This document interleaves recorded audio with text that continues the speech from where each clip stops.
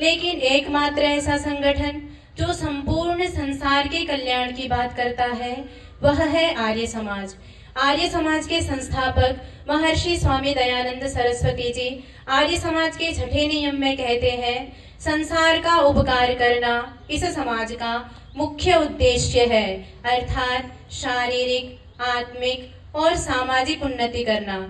इससे यह पुष्ट होता है कि आर्य समाज की विचारधारा संकुचित नहीं अपितु व्यापक है। वह केवल अपनी ही उन्नति में संतुष्ट रहने की शिक्षा नहीं देता, किंतु सबकी उन्नति में अपनी उन्नति समझने की शिक्षा देता है।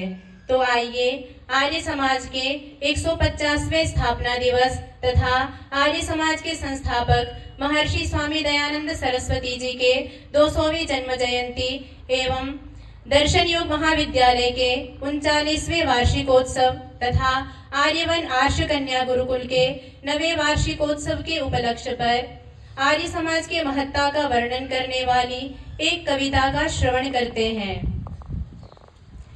यदि सब जाते आर्य समाज, यदि सब